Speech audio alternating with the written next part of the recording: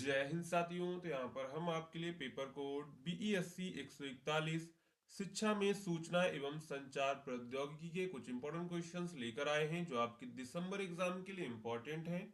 तो आप लोग इस वीडियो को पूरा एंड तक देखिएगा। अगर आपको वीडियो पसंद आता है तो वीडियो को लाइक करिएगा, चैनल को सब्सक्राइब करना मत भूलिएगा, ठीक है। अगर आपने अभी तक कुछ नहीं पढ़ा है तो आप लोग गैस पेपर को परचेस करके अपना एग्जाम क्लियर कर सकते हैं। उसमें आपके हमने 20 से 25 इंपॉर्टेंट क्वेश्चंस को कवर किया हुआ है जो आपकी एग्जाम के लिए इंपॉर्टेंट है।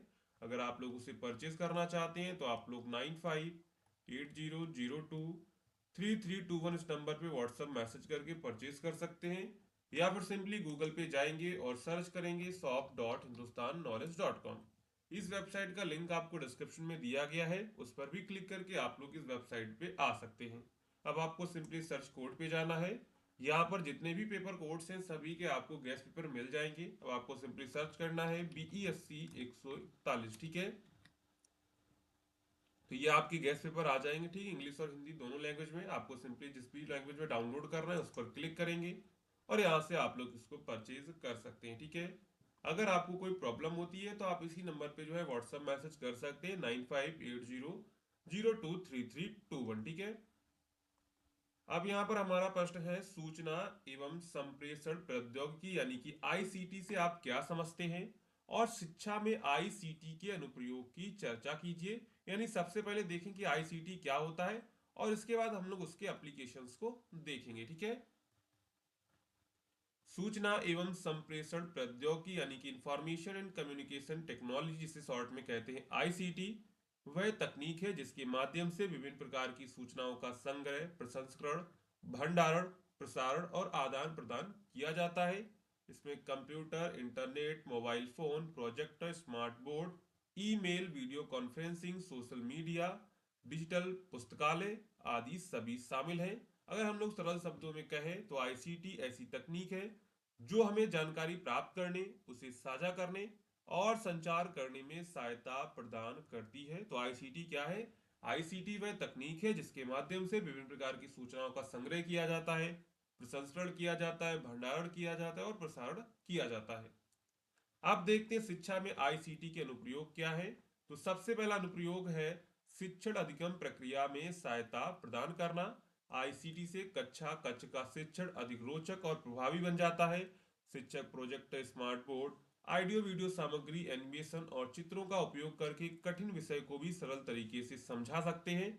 इससे विद्यार्थियों की रुचि बढ़ती है और वे आसानी से सीख पाते हैं, ठीक है। इसके बाद आईसीटी से जो है ई लर्निंग और ऑनलाइन शिक्षा भी हम लोग कर सकते हैं। आईसीटी का अर्थ छात्र कहीं भी और कभी भी सीख सकते हैं, ऑनलाइन क्लास ले सकते हैं, वेबिनार कर सकते हैं, डिजिटल कोर्स कर सकते हैं, ई लाइब्रेरी और शैक्षिक ऐप से शिक्षा सुलभ हो गई है। ग्रामीण और दूरस्थ क्षेत्रों के विद्यार्थियों को भी गुणवत्तापूर्ण शिक्षा उपलब्ध कराई जा सकती है। इसके बाद व्यक्तिगत अधिगम, हर विद्यार्थी की सीखने की गति अलग होती है। आईसीटी के माध्यम से छात्रों को उनकी क्षमता के अनुसार अध्ययन सामग्री प्रदान की जाती है। वे अपनी सुविधा के अनुसार अध्यायों को दोहरा सकते हैं, अभ्यास कर सकते हैं और अपनी प्रगति की जांच कर सकते हैं। अब देखिए ऑनलाइन टीचिंग में क्या होता है।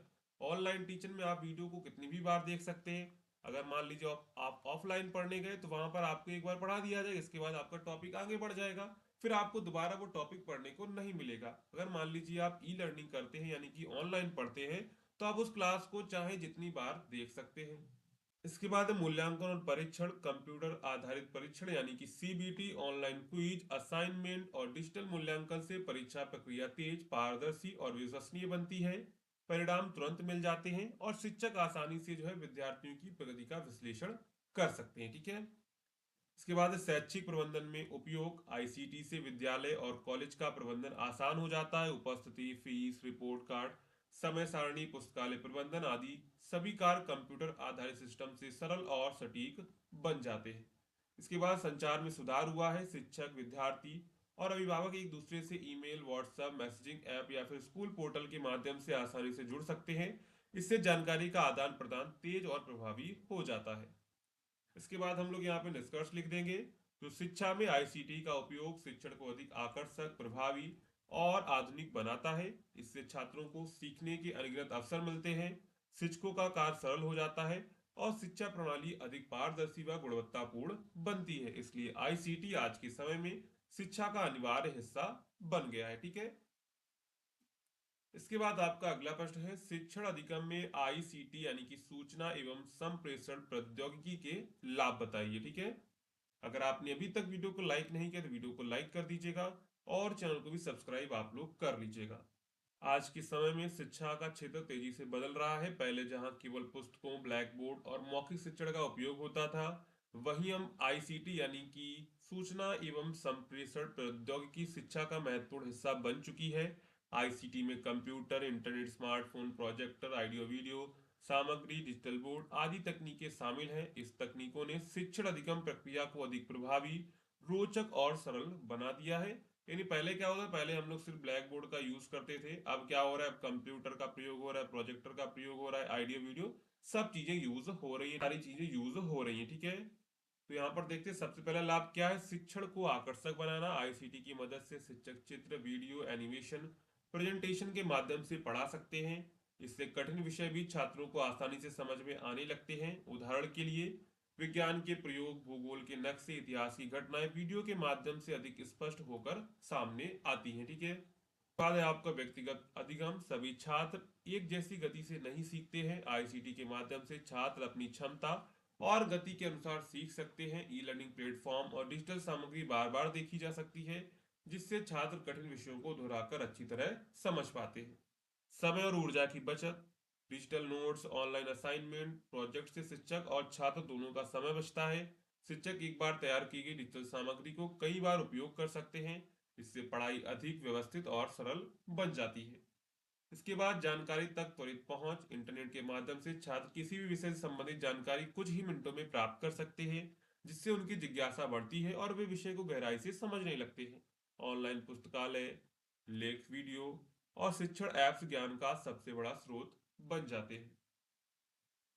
सहयोगात्मक अधिगम। आईसीटी छात्रों को आपस में जोड़कर सीखने का अवसर देती है।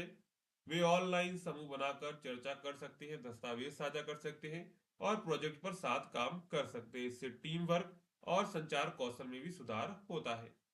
मूल्यांकन और प्रतिक्रिया सरल बनाना। ऑनलाइन क्विज, टेस्ट, असाइनमेंट से मूल्यांकन जल्दी से जल्दी और सटीक हो जाता है। छात्र तुरंत अपनी जो है गलतियां और सुधार सकते हैं। ठीक है। इसके बाद हम लोग यहाँ पे निष्कर्ष लिखेंगे। आईसीटी ने शिक्षण अधिगम प्रक्रिया को आधुनिक, रोचक और प्रभावी बना दिया है। ये न केवल छात्रों के लिए बल्कि शिक्षकों के लिए भी लाभदायक है। तकनीक के सही उपयोग से शिक्षा की गुणवत्ता में सुधार होता है और सीखना आनंददायक बन जाता है। तो हमसे पूछा गया था कि आईसीटी के लाभ क्या है, तो ये सारे जो है आईसीटी के लाभ आपको देखने को मिलते हैं। इसके बाद आपका अगला प्रश्न है, संचार को परिभाषित किया, यानी कि संचार क्या है और विभिन्न प्रकार के संचार की उपयुक्त उदाहरणों द्वारा परिचर्चा कीजिए। तो संचार वह प्रक्रिया है जिसके माध्यम से दो या दो से अधिक व्यक्ति आपस में विचार करते हैं, भावनाएं साझा करते हैं, जानकारी देते हैं, संदेश या अनुभवों का आदान प्रदान करते हैं। यह आदान प्रदान बोलकर किया जा सकता है, लिखकर किया जा सकता है, संकेतों के माध्यम से किया जा सकता है या फिर तकनीकी माध्यमों से किया जा सकता है। संचार का मुख्य उद्देश्य समझ बनाना और जानकारी को सही तरह से पहुंचाना है। प्रभावी संचार से संबंध बेहतर होते हैं, कार्य सुचारू रूप से चलते हैं और समस्याओं का समाधान भी आसान हो जाता है। तो संचार का मतलब क्या है? संचार का मतलब है दो या दो से अधिक व्यक्तियों के आपस में विचार, भावनाएं, जानकारी, संदेश या अनुभवों का आदान प्रदान होना। यह आदान प्रदान बोलकर भी कर सकते हैं, लिखकर भी कर सकते हैं, संकेत के माध्यम से भी कर सकते हैं। ठीक है। अब देखते हैं संचार के प्रकार कौन कौन से। सबसे पहला है मौखिक संचार। जब हम बात करते हुए या शब्दों के द्वारा संदेश देते हैं, उसे हम लोग मौखिक संचार कहते हैं। ये दो प्रकार का होता है। मौखिक बोलकर संचार, जैसे शिक्षक का कक्षा में पढ़ाना, मित्रों का आपस में बातचीत करना और भाषण देना। है मौखिक लिखित संचार, जैसे पत्र लिखना, ईमेल भेजना, संदेश यानी एसएमएस लिखना, नोट्स या फिर रिपोर्ट बनाना। उदाहरण के लिए किसी विद्यार्थी का परीक्षा के नियम शिक्षक से पूछना और किसी कंपनी का अपने कर्मचारियों को नोटिस भेजना, ये जो है बोलकर और जो है लिखित संचार है। ठीक है। अगला है आपका गैर मौखिक संचार। जब बिना शब्दों के केवल हाव भाव, चेहरे के भाव, आंखों की गतिविधि, शारीरिक मुद्रा या आवाज के उतार चढ़ाव से संदेश दिया जाता है, तो उसे हम लोग कहते हैं गैर मौखिक संचार। उदाहरण के लिए मुस्कुराकर अभिवादन करना, सिर हिलाकर हाँ कहना, गुस्से से चेहरा लाल हो जाना, हाथ के इशारों से दिशा बताना, ये सब क्या है? गैर मौखिक संचार है। ठीक है।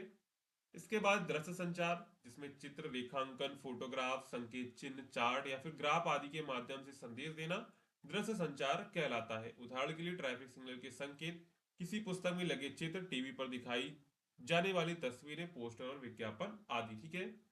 इसके बाद है आपका लिखित संचार। लिखकर विचार व्यक्त करना लिखित संचार है। यह स्पष्ट, स्थायी और सुरक्षित तरीके से संदेश पहुंचाने का सबसे अच्छा माध्यम माना जाता है।